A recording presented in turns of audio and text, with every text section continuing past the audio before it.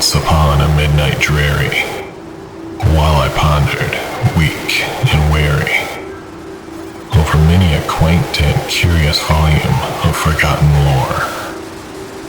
While I nodded, nearly napping, suddenly there came a tapping, as of someone gently rapping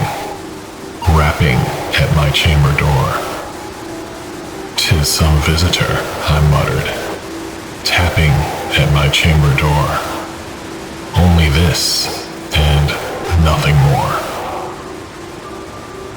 Ah, distinctly I remember, it was in the bleak December, and each separate dying ember wrought its ghost upon the floor. Eagerly I wished the morrow, vainly I had sought to borrow from my books surcease of sorrow, sorrow for the lost Lenore, for the rare and radiant maiden whom the angels name Lenore, nameless here forevermore. And the silken, sad, uncertain rustling of each purple curtain thrilled me, filled me with fantastic terrors never felt before. So that now, to still the beating of my heart, I stood repeating, "'Tis some visitor entreating entrance at my chamber door. Some late visitor entreating entrance at my chamber door. This is it, and nothing more." Presently my soul grew stronger, hesitating then no longer. "Sir," said I, "or madam, truly your forgiveness I implore. But the fact is I was napping, and so gently you came rapping, and so faintly you came tapping at my chamber door, that I scarce was sure I heard you. Here I opened wide the door. Darkness there, and nothing more." Deep into that darkness peering, long I stood there, wondering, fearing, doubting, dreaming dreams no mortal ever dared to dream before. But the silence was unbroken, and the stillness gave no token, and the only word there spoken was the whispered word, "Lenore." This I whispered, and an echo murmured back the word, "Lenore." Merely this, and nothing more. Back into the chamber turning, all my soul within me burning. Soon again I heard a tapping somewhat louder than before. "Surely," said I, "surely that is something at my window lattice. Let me see then what thereat is, and this mystery explore. Let my heart be still a moment, and this mystery explore. 'Tis the wind, and nothing more."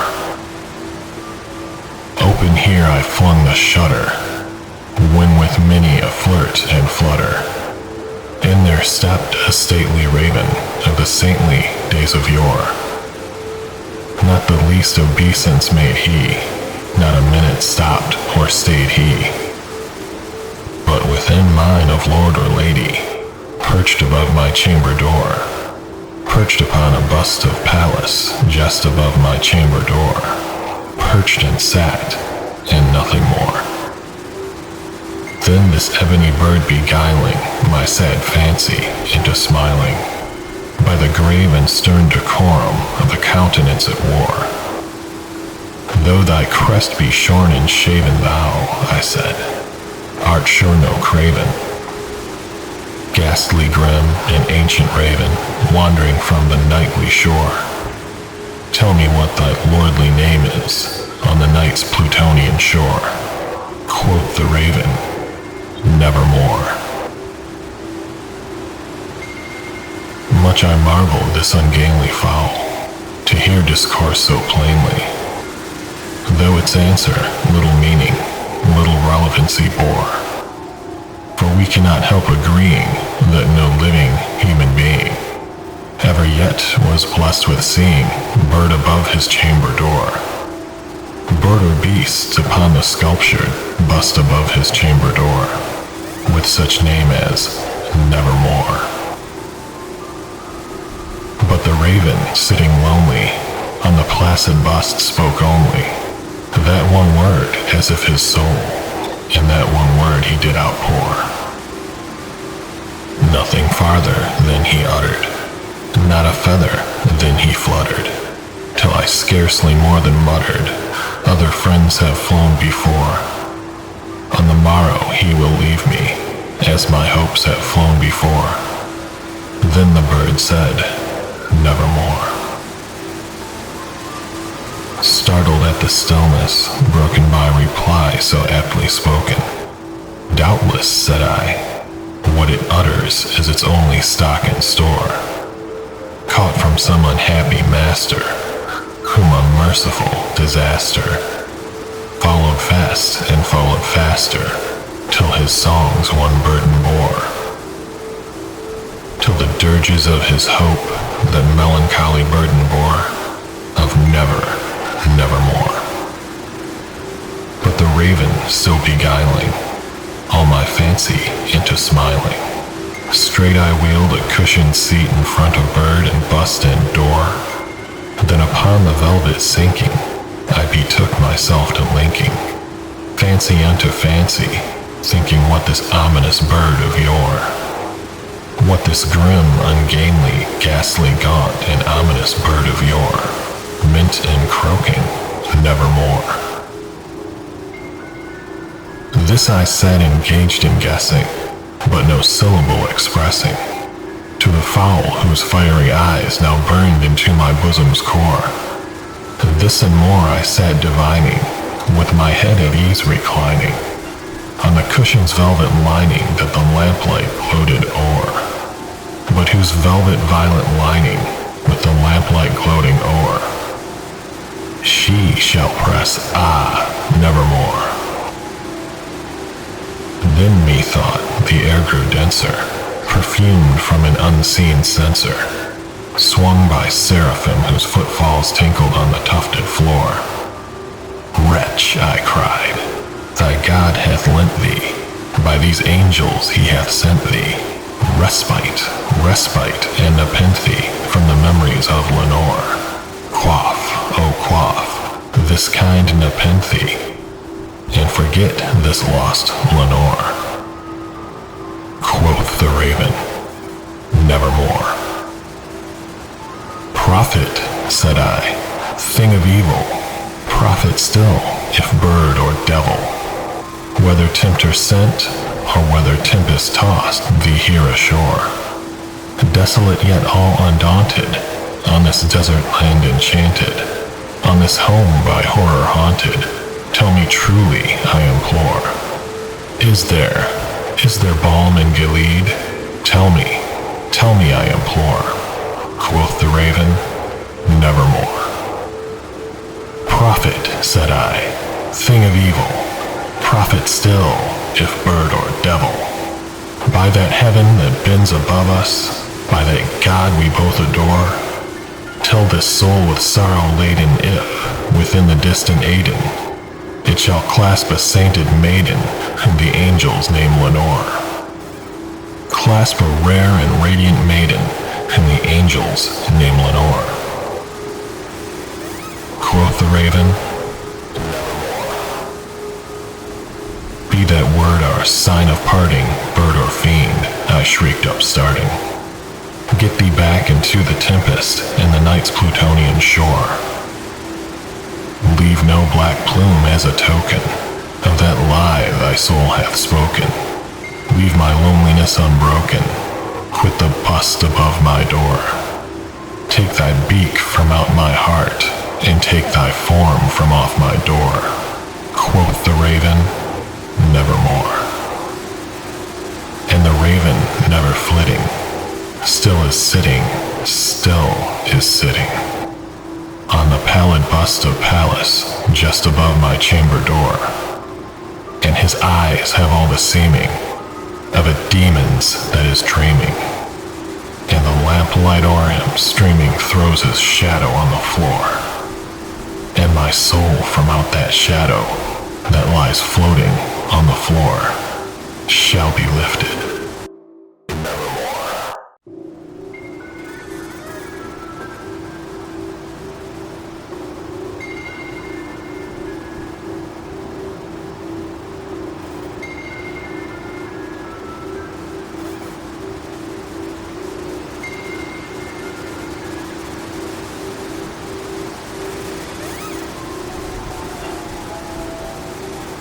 In visions of the dark night, I have dreamed of joy departed, but a waking dream of life and light hath left me broken-hearted. Ah, what is not a dream by day to him whose eyes are cast on things around him with a ray turned back upon the past? That holy dream, while all the world were chiding, hath cheered me as a lovely beam, a lonely spirit guiding. What though that light through storm and night so trembled from afar? What could there be more purely bright in truth's day star?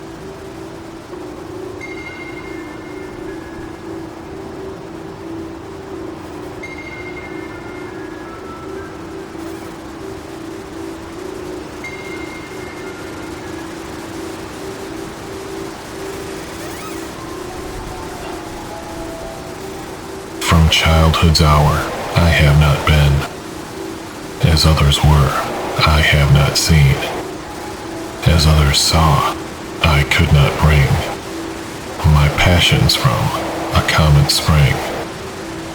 From the same source I have not taken, my sorrow I could not awaken, my heart to joy at the same tone, and all I loved alone.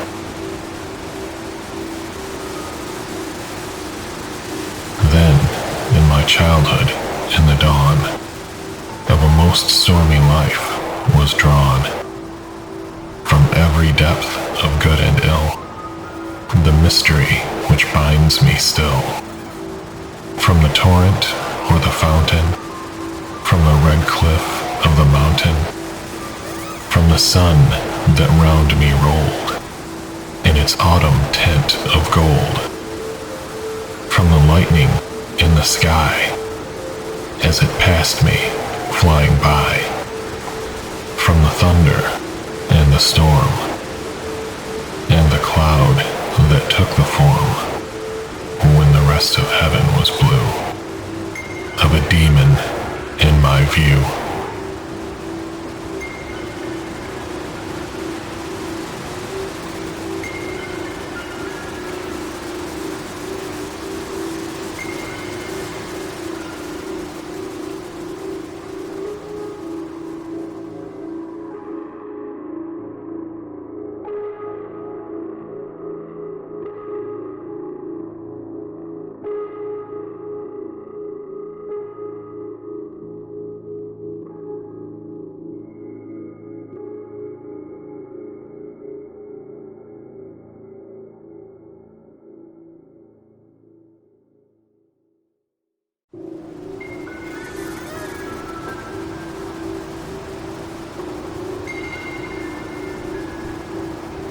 was many and many a year ago, in a kingdom by the sea, that a maiden there lived whom you may know by the name of Annabel Lee.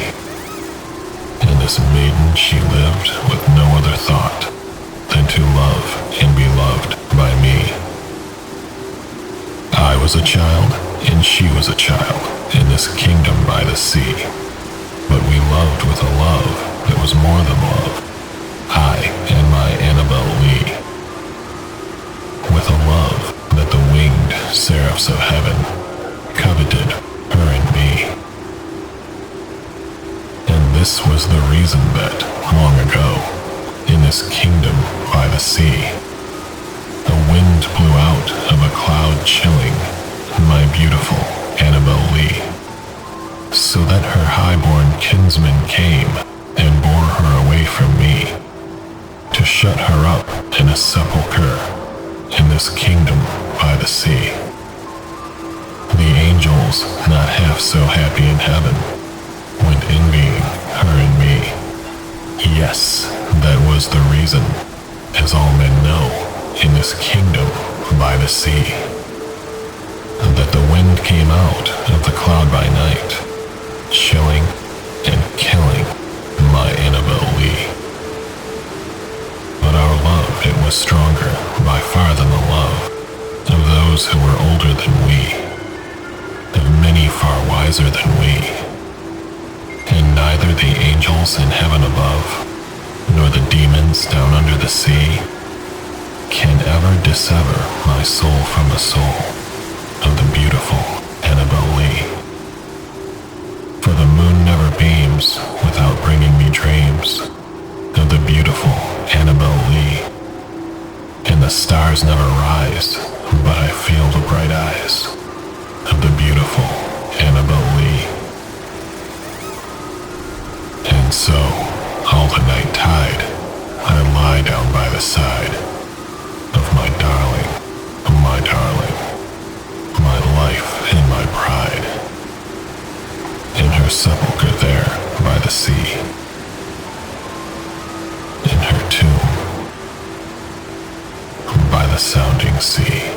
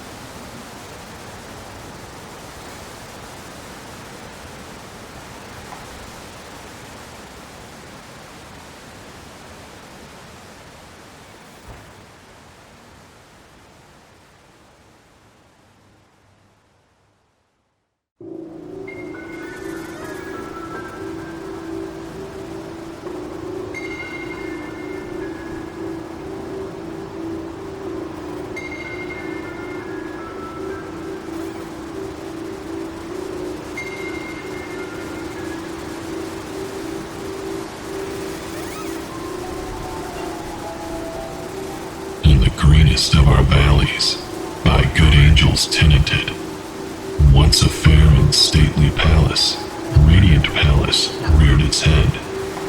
In the monarch thought's dominion, it stood there. Never seraph spread a pinion over fabric half so fair. Banners yellow, glorious golden, on its roof did float and flow. This, all this, was in the olden time long ago. And every gentle air that dallied in that sweet day, along the ramparts plumed and pallid, a winged odor went away.